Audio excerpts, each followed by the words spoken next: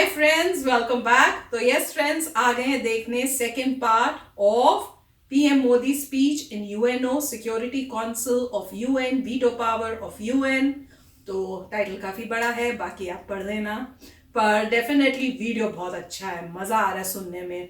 तो फ्रेंड्स, अगर first part नहीं देखा तो यहाँ पे आपको लिंक मिल जाएगा फर्स्ट पार्ट का, तो जरूर उसको देखना, फिर ये पार्ट देखना। तो फ्रेंड्स, शुरू करते हैं ये नेक्स्ट पार्ट और आगे की इंफॉर्मेशन गैदर करते हैं, क्योंकि इस इंफॉर्मेशन में वो बताएंगे कि इंडिया बन सकता था यूएन का परमानेंट मेंबर, पर क्यों नहीं बना। That is very important to know. दो हमें पता है एग्जैक्टली क्या हुआ था, पर इनसे सुनने में ज्यादा मजा आता है। तो चलो फ्रेंड्स, शुरू करते हैं आज का वीडियो। पर उससे पहले अगर आप इस चैनल पर नए हो और आपने अभी तक सब्सक्राइब नहीं किया है तो जल्दी से सबसे पहले नीचे सब्सक्राइब के बटन को क्लिक कर लो, साथ में जो बेल आइकन है उसको भी, ताकि आपको हमारे सारे न्यू वीडियोस जैसे हम अपलोड करें उसका नोटिफिकेशन आपको मिल जाए। एंड यस फ्रेंड्स, वीडियो देखने के बाद अगर वीडियो पसंद आए तो करना लाइक और शेयर करना ये वीडियो अपने फ्रेंड्स और फैमिली के साथ। तो चलो फ्रेंड्स, स्टार्ट करते हैं आज का ये वीडियो। अब हमें मिला क्यों नहीं, इसका विरोध क्यों हो रहा है, इसके भी कुछ कारण समझ जाते हैं। अगर आप मेंस एग्जाम लिखिएगा तो दोनों लिखना पड़ेगा। तो हमें क्यों नहीं मिला आज तक यूएनओ तो परमानेंट सीट। तो देखिए, यूएनओ ने एक नियम बनाया था, NPT, nuclear non proliferation treaty, नाभिकीय अप्रसार संधि। ये इसका एक अलग वीडियो बना के समझा देंगे, अभी नॉर्मली समझिए। इसमें कहा गया था कि आप परमाणु हथियार को नहीं रख सकते हैं। 1968 के बाद आप परमाणु हथियार नहीं रख सकते हैं। समझ आ गया कि नहीं आ गया? उससे पहले है तो आप रख लीजिए। ये इंप्लीमेंट हुआ था 1970 में, तो 70 समझ के चलिए, लेकिन आ गया था 68 में। अब भारत इसका सदस्य अगर बन जाता है तो हमें तो परमाणु हथियार रखने का अधिकार ही नहीं है। अब यूएनओ दुनिया कहती है, स्पेशली चाइना कहता है कि आप जब एनपीटी पर साइने नहीं किए हैं तो यूएनओ का नियम आप खुद नहीं मानते हैं, तो आपको हम सदस्य बनाए क्यों? हद है भैया। बहुत अच्छा, चलिए इसका भी जवाब है हमारे पास। हम लोगों ने कहा है कि हम कभी भी एटम बम का फर्स्ट यूज नहीं करेंगे। ऐसा नहीं कि किसी से मार हुआ परमाणु बम फेंक देंगे। हम केवल और केवल परमाणु बम रिटेलिएट के लिए प्रयोग करेंगे। यानी अगर कोई हमारे पे परमाणु बम मार दिया ना, तो हम बैठे बैठे मुंह नहीं देखेंगे, तब हम उसको भी मार देंगे। इसका मतलब जो देश परमाणु संपन्न नहीं है, जैसे श्रीलंका, बांग्लादेश, इनसे अगर हम, नेपाल, अभी ओली साहब, इनको भी बता देते हैं, तो अगर इनके बीच युद्ध होता है तो हम कभी भी परमाणु बम प्रयोग नहीं करेंगे, क्योंकि उनके पास, नेपाल के पास खुद परमाणु बम नहीं है। वो जब मारेगा नहीं तो हम रिटेलिएट कैसे करेंगे? रिटेलिएट का मतलब उसी भाषा में जवाब देना। तो सिंपल सी बात है। तो हम यही कहते हैं कि भैया, हमारा परमाणु बम किसी पर हमला के लिए नहीं, हम आत्मरक्षा के लिए। और भारत ने यूएनओ में स्पष्ट बोला था कि हम आज भी एनपीटी पर साइन करने के तैयार हैं, हम अपना परमाणु हथियार हटाने के लिए तैयार हैं। लेकिन दुनिया का हर एक देश अगर परमाणु हथियार हटा देता है तो हम भी हटा देंगे। नियम सबके लिए हो, चाहे वो राजा हो या फकीर, नियम के हिसाब से कोई भी आप डिस्क्रिमिनेशन नहीं करेंगे कि हम रखेंगे आप नहीं रखेंगे, ये बात नहीं होना चाहिए। तो भारत तो साफ कहता है, तो चाइना यहाँ कहता है नहीं, नियम होता है। अरे भाई, नियम होता है तो बराबरी नियम भूल गए कि सब बराबर हैं। दूसरा समस्या क्या, पहला तो समझ, एनपीटी पे आगे समझ बता देंगे क्या क्या चीजें। फ्रांस की एग्जांपल देखिए, फ्रांस एनपीटी पे साइन नहीं किया था, फिर भी उसको परमानेंट सेंड मिल गया था, उसके बाद उसने साइन किया था। ये जब मेंस लिखिएगा ना तो थोड़ा मिर्च मसाला जोड़ेंगे तो नंबर अच्छा मिलेगा। आगे देखिए, CTBT, comprehensive test ban treaty, मतलब इसमें बहुत बड़ा परीक्षण नहीं कर सकते। भारत इस पे भी साइन नहीं किया। देखिए, दिमाग लगाया सब यूएनओ वाला कि एक काम करो, नियम बना दो कि कोई भी परमाणु बम का परीक्षण नहीं कर सकता है। क्योंकि अगर कोई एनपीटी पर साइन नहीं किया और परमाणु बम बना भी लिया तो एक बार टेस्ट करने के लिए परीक्षण करेगा ना, कि सीधे युद्ध में फेंकेगा, आपको फूस देकर ना भड़का, तो पहले एक बार परीक्षण करेंगे ना। तो इसने कहा कि आप परीक्षण नहीं कर सकते हैं। अब भारत इस पे भी साइन नहीं किया, लेकिन ई वाला ने वो गलती कर दिया। सीबीटी कर रहा है। सीटीबीटी के कानून में लिखा हुआ है, 1996 के कानून में, कि आप जमीन पर, हवा में या पानी में परमाणु परीक्षण नहीं कर सकते हैं। तो एपीजे अब्दुल कलाम भारत वाला दिमाग लगाया, कहा कि सुनिए ना, हवा में नहीं करिए, पानी में मत करिए, जमीन पर, जमीन खोद के अंदर कीजिए, क्योंकि कानून अंधा होता है। तो सीधे कहेगा कि कानून में कहाँ लिखा था कि अंडरग्राउंड नहीं कर सकते हैं, इसलिए भारत ने अंडरग्राउंड परीक्षण किया। समझे आप? परीक्षण किया था पाकिस्तान में भूकंप आ गया। तो भारत कहता है कि देख भैया, हम तो सीटीबीटी पे साइन किए नहीं है, और किए भी अगर, लेकिन हम सीटीबीटी का उल्लंघन कहाँ किए हैं? कहाँ उल्लंघन किए हैं भैया? आप बोले थे जहां जहां मना किए थे वहां कहाँ वो फोड़े हैं? हम तो जमीन के अंदर फोड़े हैं। 1974 में भारत ने फोड़ा था, उसका कोड नाम था स्माइलिंग बुद्धा, और 1998 में जो फोड़े थे उसका नाम था शक्ति 98। तो हम लोग कहाँ आपका उल्लंघन कर रहे हैं कि आप कह रहे हैं कि हम आपका बात नहीं मानते हैं। साइन हम तभी करेंगे जब सब पर नियम लगेगा। अब आते हैं जम्मू कश्मीर का मुद्दा। ये पाकिस्तान कहता है मत दीजिएगा वीटो, ससुरा का अगर मिल जाएगा वीटो तो कश्मीर हड़प ये लेगा वो यहाँ पर, क्योंकि अगर वीटो मिल गया तो हम लोग कश्मीर पर हमला करके हड़प लेंगे ससुरा। अब कौन चिल्लाने आएगा, सीधा कह देंगे लोग कि हम वीटो करते हैं, हम क्या कर देंगे, वीटो कर देंगे। तो पाकिस्तान कहता है ना ना ना है जम्मू कश्मीर का मुद्दा मत दीजिएगा वीटो जब तक ये सॉल्व नहीं हो जाता है। अभी जम्मू कश्मीर का मुद्दा सॉल्व होगा। तो 1950 में जम्मू कश्मीर के मुद्दे का अध्ययन करने के लिए खुद यूएनओ ने एक डिक्सन कमीशन, एक डिक्सन आयोग का गठन किया था। वो 10-15 लोग आए थे और कश्मीर के मुद्दे पे अध्ययन करके यूएनओ में अपनी रिपोर्ट दिए थे। उस रिपोर्ट में कहा गया था कि यूएनओ कश्मीर का मुद्दा कोई अंतर्राष्ट्रीय मुद्दा है ही नहीं, ये भारत और पाकिस्तान का आंतरिक मामला है, इसे इन दोनों को खुद सुलझा लेना चाहिए। अब यही मिल गया भारत को मौका कि रे भैया खुद यूएनओ कहता है कि ये अंतर्राष्ट्रीय मामला नहीं है, घरेलू मामला है, और घरेलू मामला में यूएनओ को हस्तक्षेप करने का अधिकार किसने दे दिया। तो आप खामखा में भारत का न विरोध कर रहे हैं, भारत ने इस बात को भी ऐसे काट सकते हैं हम लोग। अब आता है बजट की बात। ये रियलिटी है कि हमारे ऊपर आरोप लगाया जाता है कि हम बजट बहुत कम देते हैं, और रियल में हम लोग बहुत कम बजट देते हैं। 1 से 2% यूएनओ के टोटल खर्च का हम लोग देते हैं, ज़्यादा नहीं देते हैं। सबसे ज़्यादा देता है आपका अमेरिका देता है, फिर जापान, फिर चाइना, फिर रसिया, फिर ब्रिटेन, फ्रांस, ये सब देते हैं। हम लोग बहुत कम बजट देते हैं, ठीक है भैया। हम अगर बजट कम देते हैं तो जरा जोड़िए तो पूरी दुनिया में सबसे ज्यादा वैक्सीन कौन देता है फ्री में? कई पैसा में नहीं आ रहा है। पूरी दुनिया में पोलियो की दवाई हम लोग देते हैं, फ्री में आ रहा है। पूरी दुनिया में मलेरिया, अफ्रीका में मलेरिया से हर साल 50,000 लोग मरते हैं, हम लोग मलेरिया की दवाइयाँ देते हैं। अरे छोड़िए ना अफ्रीका ससुरा, हाइड्रोक्सीक्लोरोक्विन मलेरिया की दवा ट्रंप को भट गया था तो बोले थे मोदी जी को कि दे दीजिए, नहीं देंगे तो गड़बड़ हो जाएगा। बोले थे कि नहीं बोले थे? अभी हाल फिलहाल में तो अब हम देते हैं, फिर ये पैसा आपको नहीं दिख रहा है। सूडान में आतंकवादी घुस गया सब, जहां तहां हो जाता है तो यूएनओ चिल्लाता है मोदी जी से, अरे प्रधानमंत्री भारत भारत भारत, तनी सेना भेज दीजिए। तो वहां सेना, अरे चोट्टा कहीं का, जो हमारी फौज गई है उसको खाना तुम दिया है, सैलरी तुम दिया है, हम भारत वाले सैलरी दिए। और जब शहीद होते हैं तो तिरंगे में लपेट के ले आते हैं। तो 1 रुपया देता है उनकी घर में, जो उनकी पत्नी विधवा हो गई, बाल बच्चे के ऊपर से बाप का साया हट गया, हम देते हैं। क्या ये पैसा नहीं दिख रहा है तुमको? अब तो मोदी जी को भी कहते हैं कि अरे क्या जरूरत है, जब चोट्टों को खाली पैसे में देखना है तो ये सब कैंसिल कर दीजिए, मत दीजिए, सीधे जो नहीं इसका पैसा आप सीधे कैश में दे दीजिए। जब तुम्हें कैश ही देखना है, मतलब यूएनओ को ससुरा नचनिया बना दिया है सर, जो जितना पैसा उड़ाया उतना ठुमका लगा दो। हद हो गया यूएनओ में।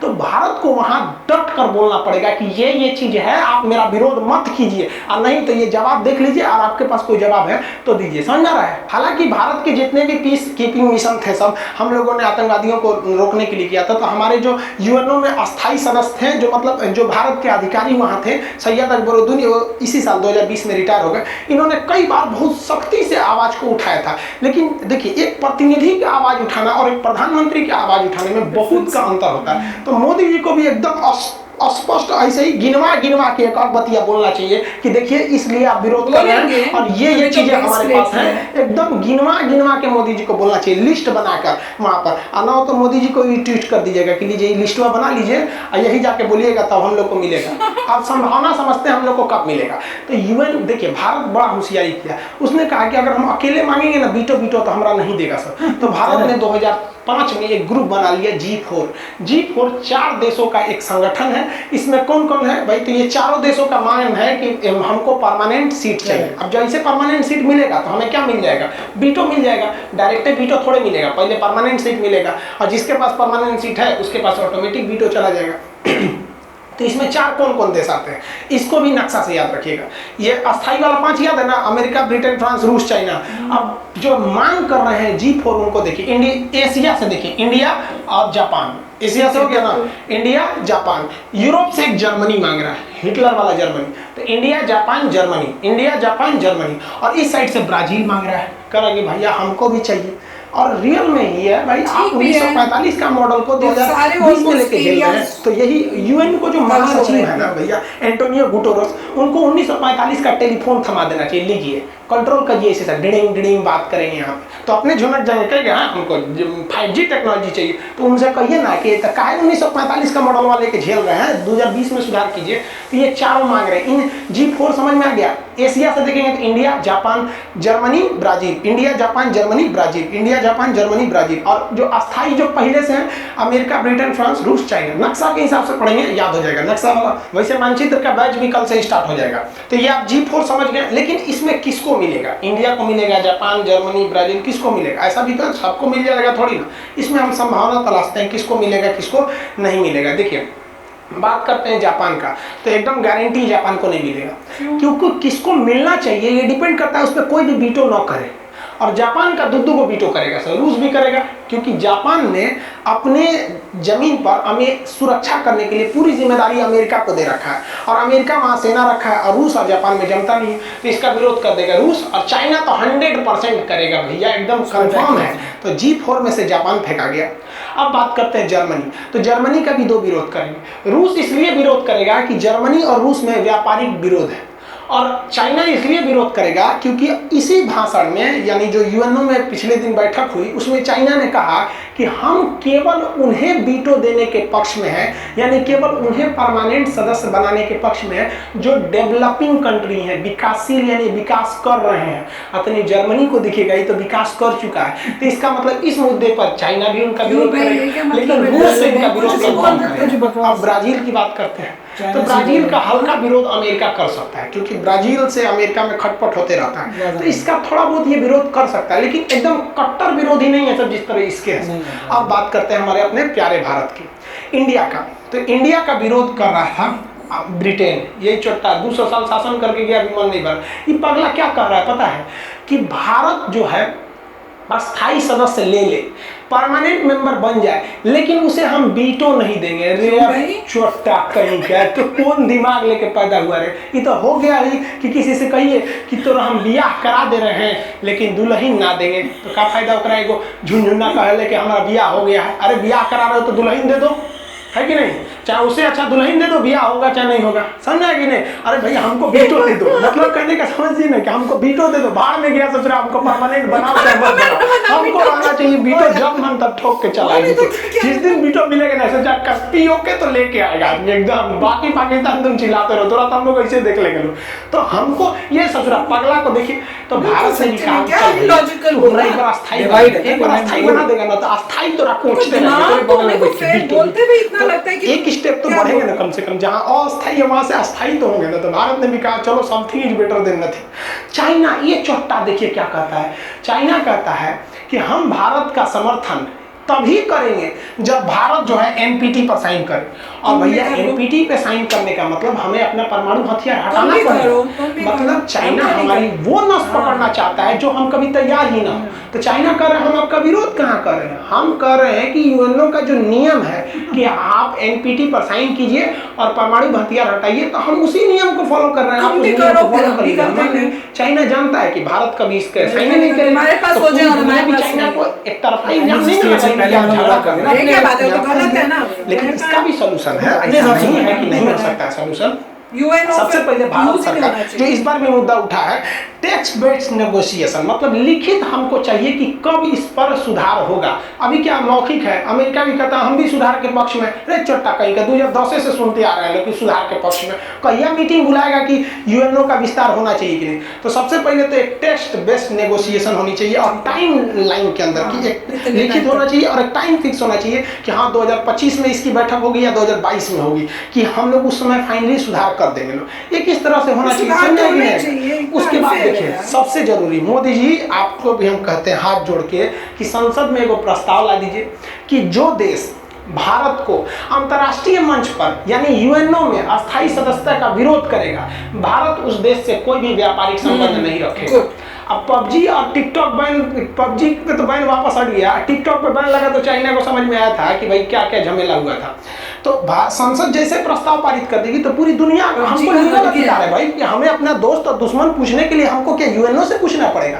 आप हमारा साथ दीजिए, हम आपके साथ खड़े हैं। तो जिस तरह से चाइना हमें घेर रहा है ना कि तुम पहले इस पे साइन करो, परमाणु हटाओ तब देंगे, तो उसी तरह चाइना से भी घेर लेंगे कि तुम हमको पहले वीटो दो तब व्यापार करेंगे। और चाइना हमसे $70 बिलियन का व्यापार व्यापार करता है भाई साहब, उनकी कंपनियां आधा ठप पड़ जाएंगी भारत से। और बेहतरीन भी है ना, भारत सरकार को इसी बीच में एक स्ट्रेटजी बनाना चाहिए, क्योंकि चाइना से व्यापार अगर रुके ना तो फिर भारत में महामारी आ जाएगी, तो हर चीज महंगा हो जाएगा। तो मोदी जी को ना एक से एक जासूस, एक से एक इंजीनियर रहना चाहिए और चाइना भेजना चाहिए, वहां सीख क्या है, कैसे सस्ता सस्ता चीज बन रहा है। और भारत को 2-3 साल में एकदम आत्मनिर्भर होना चाहिए कि अगर चाइना से व्यापार ठप भी हुआ ना तो हम भी 10 रुपए में टेम्पर ग्लास बना लेंगे, हम भी 25 रुपए में मोबाइल चार्जर बना लेंगे। बनता है जब वो बनाता है तो हम लोग क्या नहीं बनाएंगे, क्योंकि हमारे यहाँ नेता जो है ना दिन रात सोचते रहता है, हाँ हाँ बिहार में चुनाव है, बंगाल में चुनाव है, ये है। अगर यही नेता अगर ऐसे सोचे ना कि चाइना के जीडीपी यहाँ गया, हमारा पीछे गया, हमें बराबरी करना, हमें ये चीज का उत्पादन करना, इलेक्ट्रॉनिक में चाइना आगे जा रहा है, ये नहीं सोचेगा। तो मध्य प्रदेश में सरकार, कर्नाटक, ये इसी में चौपट हो जाता है। तो संसद में ये प्रस्ताव लाना चाहिए, तो प्रस्ताव ला रहा है जो किसान वाला, यहाँ पर किसान वाला प्रस्ताव बताया।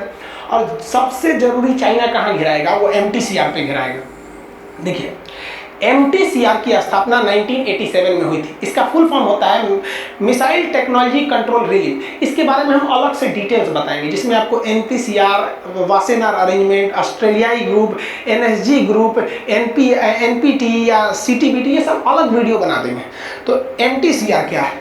MTCR कहता है कि जो इस MTCR का सदस्य है वही देश किसी दूसरे देश को ऐसी मिसाइल ट्रांसफर करेगा जिसकी मारक क्षमता 300 किलोमीटर से ज्यादा है। यानी जो MTCR का सदस्य नहीं है ना, उसे 300 किलोमीटर से ज्यादा मारक क्षमता की मिसाइल कोई देश ना बेच सकता है, ना उससे कोई खरीद सकता है। तो चाइना को दोनों दिक्कत है। चाइना को चाहिए S-400 मिसाइल जो हवा में 400 किलोमीटर दूर तक मिसाइल को मार दे, लेकिन MTCR का सदस्य नहीं है। तो रूस ने उसको S-400 का पैसा लिया, लेकिन दिया S-300 वो तो पेंट करके लिख दिया। चाइना कह रहा है कि क्या इतना ले रहा है, तो कह रहा तोरा लेना है तो ले, क्या के लिए तो तुम्हारा गलती है, तुम MTCR का सदस्य नहीं। और जो भारत को मिल रहा है S-400 मिसाइल, उसकी पूरे मारक क्षमता 400 किलोमीटर होगी, क्योंकि भारत MTCR का सदस्य है। चाइना चाहता है पाकिस्तान को हैवी मिसाइल बेच दे, तो भैया तू MTCR का सदस्य रहेगा तब ना हैवी मिसाइल बेचेगा। और भारत MTCR का सदस्य है और भारत के पास MTCR में वीटो पावर है। मतलब MTCR में कोई नया एंट्री मारेगा कि नहीं, इससे भारत को वीटो है। अब भारत यहाँ चाइना से दो हाथ कर लेगा टेबल पे कि तुम हमको UNO में वीटो दिलाओ, हम तुमको MTCR में वीटो दिला देंगे, फिर तुम भी हैवी मिसाइल खरीदना, मिसाइल बेचना, और नहीं तो हम हैवी मिसाइल वियतनाम को बेच देंगे। और इसकी शुरुआत कर देना चाहिए Modi ji. Vietnam, Philippine, Taiwan, जितना उत्तर दुश्मन है सबको ब्रह्मोस बेचना चालू करिए EMI पर, फ्लिपकार्ट से पहुंचा दीजिए, अमेजोन से ऑनलाइन डिलीवरी यहाँ पर, क्योंकि वो तो साला कर ही नहीं पाएगा, क्योंकि उसके पास MTCR नहीं है। अब आओ बेटा तुम यहाँ पर, लेकिन हमारे देश के नेता सब सोच, हमको समझ में नहीं आता है, उनको ये सब बढ़िया पता है कि नहीं पता है, फोन नंबरों नहीं दिया है कि एक बार आदमी डिस्कस करता। तो आई होप आप ये सबको समझ गए होंगे। तो फ्रेंड्स, कमाल का वीडियो था, और सच्ची में जो लास्ट में पॉइंट्स बताए, अगर हमारी गवर्नमेंट वो करने की कोशिश करे और उसको इम्प्लीमेंट करे तो डेफिनेटली जो भी मतलब टाइम जो लग रहा है वो डेफिनेटली कम हो जाएगा, और कोई वो मतलब सरप्राइज नहीं होगा कि अगर जल्दी मिल जाए हमें।